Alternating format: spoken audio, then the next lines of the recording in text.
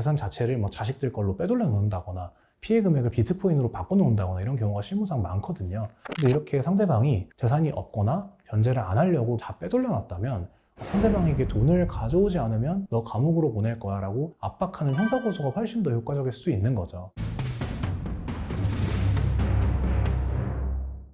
안녕하세요. 변호의 정석 장현우 변호사입니다. 우리나라가 이제 사기공화국이라는 오명을 받을 정도로 사기 범죄가 정말 많이 발생을 하죠. 2023년 사법연감에 따르면 법원에 접수된 31만 건의 형사사건 중에서 사기 공갈죄가 6만 건, 거의 20% 가까이가 됩니다. 이거는 도로교통법 위반 사건 4만 4천 건보다도 이제 훨씬 더 많은 숫자로 음주운전보다도 더 많다고 생각을 하시면 되는데요. 사기 유형도 전세 사기, 보이스피싱, 차용 사기, 중고나라 사기, 코인 사기 등 정말 형태가 다양한데 이렇게 현실에서 많은 분들이 사기 피해를 입으신 다음에 어떻게 대응을 하셔야 되는지 몰라서 로펌을 찾아오시는 경우가 많은 것 같습니다. 오늘은 이런 사기 피해를 입으셨을 때 내가 당한 것이 정확히 사기가 맞는지, 맞다면 형사고소를 해야 되는 건지 민사소송을 해야 되는 건지 두 절차가 어떤 차이가 있고 장단점에는 어떤 것들이 있는지 한번 자세히 설명드리겠습니다. 대부분 돈을 내가 돌려받으려 할 때 형사고소를 먼저 생각을 하시는데 법조인이 아니신 일반 의뢰인분들이 생각하는 사기가 모두 형법상 사기인 게 아니에요. 보통 돈을 갚지 않거나 약간의 거짓말을 하면 무조건 사기라고 경찰서에 신고하시려고 하는데 경찰에서는 기본적으로 단순히 돈을 갚지 않은 건 민사상 채무불이행이니까 변호사를 선임해서 민사소송을 해라 라고 얘기하고 손을 떼려고 하는 경우가 많습니다. 이건 이제 경제범죄 자체가 너무 좀 복잡하고 어려워서 경찰보다는 좀 검사의 역할인 경우가 많고 업무 강도가 높은 경찰에서는 경제범죄를 되도록이면 안 하려고 하는 경향이 있기 때문이기도 한데요. 검경수사권이 조정된 이후에 정확하게 왜 사기인지 증거와 범죄 일람표, 혐의 사실을 모두 정리를 해서 변호사를 통해서 고소를 하는 경우가 아니면 사기, 횡령, 배임, 공갈 이런 경제 범죄들은 경찰 단계에서는 불송치나 각하되는 경우가 정말 많습니다. 그렇다면 사기 피해를 당했으면 어떻게 좀 대응을 해야 할까요? 사기 피해를 당했을 때 내가 결국 돈을 돌려받아야 되는 거잖아요. 그런 경우는 이제 크게 세 가지로 정리를 할 수 있는데 첫 번째로 거래 당시에 어떤 속임수, 그러니까 기망행위라고 합니다. 그 기망이 어떤 행위가 있었는지 정확하게 특정하는 게 제일 중요합니다. 사기는 기본적으로 사람을 기망해서 재물이나 재산상 이익을 취득할 때 성립을 하는데 기망이 있어야 되고 재산상 처분행위가 있어야 되고요. 그 기망행위, 속임수와 처분행위 사이에 인과관계가 있어야 되고 이런 복잡한 법적 개념들이 되게 많아요. 거래 당시에 어떤 기망을 했는지, 그 거래가 중요 부분의 착오로 인해서 그 거래가 일어난 것이 맞는지, 동기의 착오로 일으킨 것인지 이런 법적 개념들을 정확하게 대입을 해서 고려할 부분들이 생각보다 형사고소 절차에서 많다 보니까 그냥 내가 화가 났고 속았다고 억울한 부분을 감정적으로 이렇게 늘어놓기보다는 법적으로 이게 왜 사기인지 구체적인 기망행위와 그로 인한 인과관계를 정확하게 특정을 해서 공식에 대입하듯이 차분하게 상황을 정리할 수 있어야 되는데요. 특히 이제 가장 많은 차용금 사기, 즉 돈을 빌려준 것이 사기였다라고 주장을 할 때에는 이제 용도 사기와 변제 자력 사기로 나뉜다 이런 개념들도 정확하게 아셔야 돼요. 그러니까 예를 들면 이 사람이 돈을 빌릴 때 그 돈을 빌리는 용도 자체를 속였다. 어머님 수술비라고 했는데 사실 도박에 썼다. 이런 식으로 용도를 거짓말을 한 것인지 아니면 본인이 나중에 돈을 갚을 능력이 없고 변제 자력이 없는데 자기가 돈을 많이 갖고 있는 것처럼 속여서 거짓말을 했다. 이런 식으로 어떻게 나를 속였느냐에 따라서 법리 구성과 입증해야 될 증거 자체가 많이 달라진단 말입니다.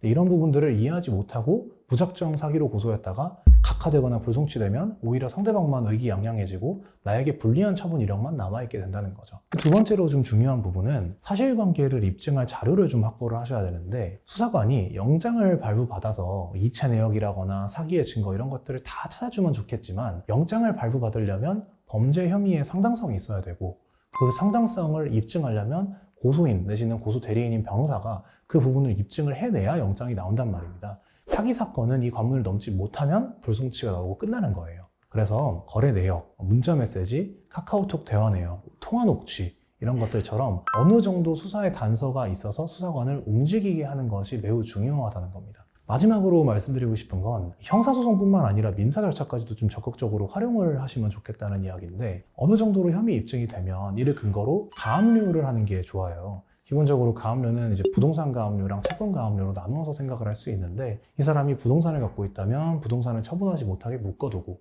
부동산이 없으면 이 사람의 임대차 보증금이나 예금 채권, 급여 채권 이런 채권들을 묶어서 돈을 갖고 도망가지 못하도록 하는 걸 가압류라고 하거든요. 추후에 내가 이제 이 피해금을 회복받아서 돌려받을 수 있는 가능성을 높이기 위해서 가압류를 하는 것인데, 돈이 일단 묶이기 때문에 그 불편함 때문에서라도 이 사람으로 하여금 돈을 토해내도록 합의의 가능성도 높일 수 있는 방법이 된단 말입니다. 그래서 민사소송이나 가압류도 상당히 유용한 길이 될 수 있다는 점을 이해하시면 될 것 같습니다. 그러면 이 사기 피해자분 입장에서는 이게 뭐 민사로 해야 돼 아니면 형사 고소를 해야 되게 고민이 좀 될 것 같은데, 절차의 어떤 장단점이나 이런 차이점 궁금하고 변호사님께서 혹시 권해주는 방법이 있는지. 둘 다 진행하시는 게 가장 좋은데, 먼저 민사소송은 사기꾼을 상대로 피해 금액을 지급하라고 청구를 하는 소송이고, 이거는 상대방이 돈을 갚을 수 있는지, 그 자산을 보유하고 있는 경우에는 가압류를 활용해서 민사소송이 들어가는 게 굉장히 효과적일 수 있어요.